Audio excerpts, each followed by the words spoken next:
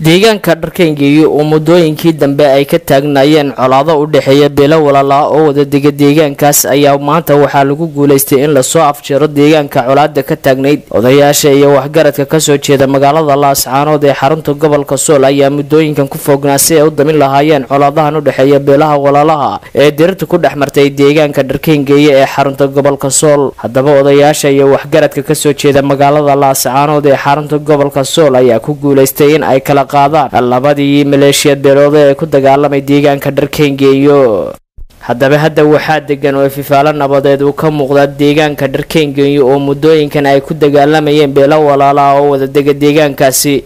iyadoo sidoo kalena ay deegaankaasi soo mareen abaaro iyo biyo la'aan aafeeyay dadka iyo dunyada ku dhaqan deegaanka Dharkeengeeyo waxaana sidoo kale soo dhaweeyay heshiiska la dhexdhigay beelaha walaalaha ee dirtu ku dhaxmartay deegaanka Dharkeengeeyo labadii beelood oo halkaas dirtu ay ku dhaxmartay odayaasha iyo waxgaradka deegaankaasi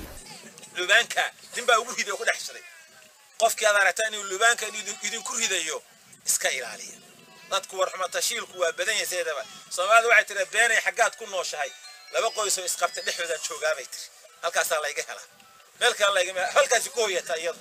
waxaan leenahay marka walaalayaal qodobkaasi waa qodobka muhiimka reer baadiyaha waxaan idin leeyahay dhan walba war sidii reer daba taageed idinkaana ka dad badan idinkaana ka magaalo weyn waxay garteen ciidka inay xoolo iska ururiyaan oo la bari dhigtaan oo ducaystaan wixii dhintay iyo wixii nool nabadda adkaystaan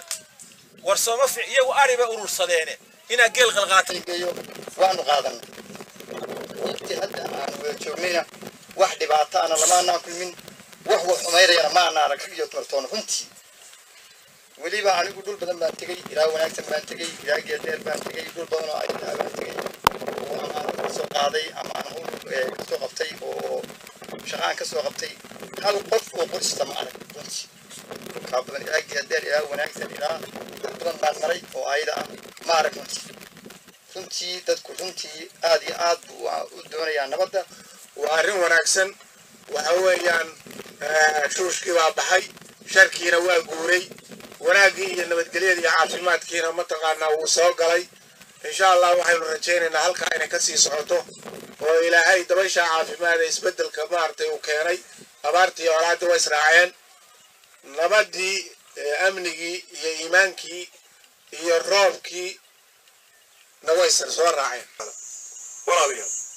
ummadda Ilaahay subhanahu wa ta'ala intaas oo ummad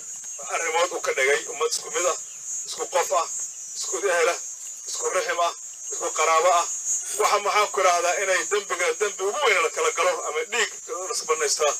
waxa ku booriya waa ibliis iyo shaytaan waxaan u baahanahay shaytaanka la iska qabto awalla waa laga shaqaynayay haddana aanu sii anbaqaadno aan de halkii laga harin ilaa inta ay waxa weeye boqolkiiba boqol ay imanayso oo sideedii caadiga ah ay ku soo noqonayso inaynan ka caajisin oo aynu wadno in badanna waxay la tahay waa leerin wacdiyay sheedarkeen haddaad tihiin wax badan waa la idin sheegay culimo waa idin timid waxaa la yidhi ilaahay quraankiisa wuxuu ku leeyahay wadakir fa inna dhikra tanfa'u almu'miniin adigu waani oo wax u sheeg oo xusuusi khayrka iyo nasteexada iyo dantooda taasi waxay anfacaysaa dadka mu'miniinta ayay anfacaysaa waa sifo wanaagsan وأنا كسفونا وحن خير كلينا وشجع النستاح اللي ناخير ميري إني نقول لقنا وين عمل فلونا حتى نقول تويلين وين نقول حساب تمية قيامة وين نقول حساب تمية colaaddan u dhaxaysa labadan beelood ee wada dega deegaanka Dharkeengeeyo ayaa waxay ahayd colaad soo jiidamaysa in muddo Maxamed Ali Bile telefishinka qaranka Soomaaliya deegaanka Dharkeengeeyo